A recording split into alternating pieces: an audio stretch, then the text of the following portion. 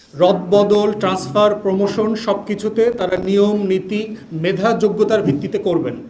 আপনারা জানেন ইতিমধ্যেই প্রশাসনের বিভিন্ন জায়গায়, সচিবালয়ে, পুলিশে বিভিন্ন জায়গাতে যে পদায়ন হচ্ছে তার অ্যাবসলিউটলি সব কিছু তারা দলীয় বিবেচনায় করছেন, ইনক্লুডিং তাদের ৩১ দফা আলাদা করে বলা ছিল নির্বাচন কমিশনকে স্বাধীনভাবে কাজ করতে দেওয়ার জন্য যা যা করতে দেওয়া দরকার সেগুলো করতে দিবেন। কিন্তু আমরা দেখলাম ২০১৮ থেকে যে সকল আমলারা বিএনপির সাথে অ্যাক্টিভলি রাজনীতি করেছেন তাদেরকে শুধু চুক্তিভিত্তিক অ্যাপয়েন্টমেন্ট দেওয়া হয় নাই, তাদেরকে ওয়াদার বরখেলাফ করে ক্রিটিক্যাল রাষ্ট্রীয় প্রতিষ্ঠানে দায়িত্ব দেওয়া হয়েছে। নির্বাচন কমিশনে একজন সাবেক উপসচিবকে অতিরিক্ত সচিব পর্যায়ে চুক্তিভিত্তিক দায়িত্ব দেওয়া হয়েছে এবং যিনি 18 সাল থেকে বিএনপির রাজনীতির সাথে অ্যাক্টিভলি কাজ করছেন।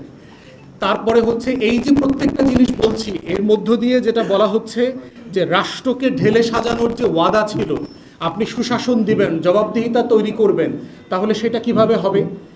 আমরা ৩১ দফার কথা এই কারণে বেশি করে বলছি কারণ জুলাই জাতীয় সনদ বললেই বলে যেটা প্রতারণার দলিল, আবার সেটা বলছে, আবার গণভোটের গণরায়ের কথা বললে বলা হচ্ছে এটা আমাদের উপর চাপিয়ে দেওয়া হয়েছে।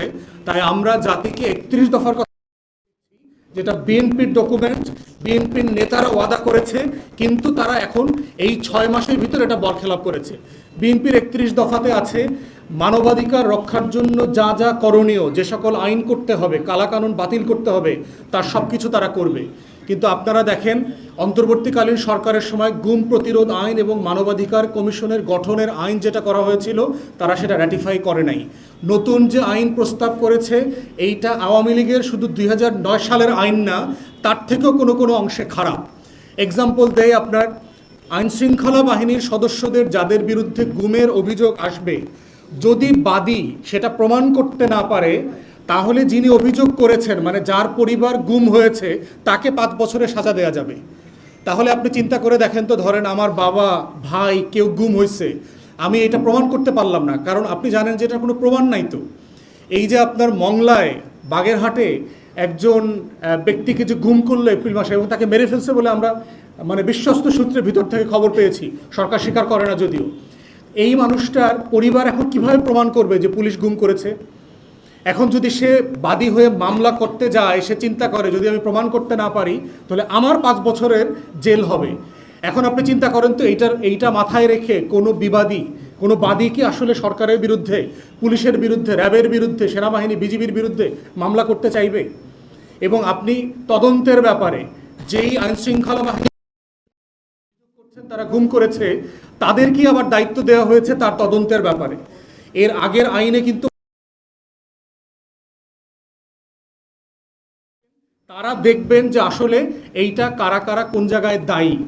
সেই কাজগুলো মানবাধিকার কমিশনের যে আইন করবার কথা ছিল, সরকার দাবি করেছিল ভালো আইন করবে, ভালো আইন তো দূরের কথা, ২০০৯ আওয়ামী আইনের থেকেও খারাপ জায়গায় আমাদেরকে নিয়ে গেছে। তাহলে অ্যাগেইন বিএনপি তার ৩১ দফার তার যে জাতীয় ওয়াদা ছিল সেই ওয়াদার সাথে বরখেলাপ করেছে। জ্বালানি খাতের ব্যাপারে দেখেন, বলা ছিল জ্বালানি খাতকে নীতিমালার ভিত্তিতে প্রাইভেটাইজেশন করবে। এখন দেখেন কিসের ভিত্তিতে প্রাইভেটাইজ করছেন।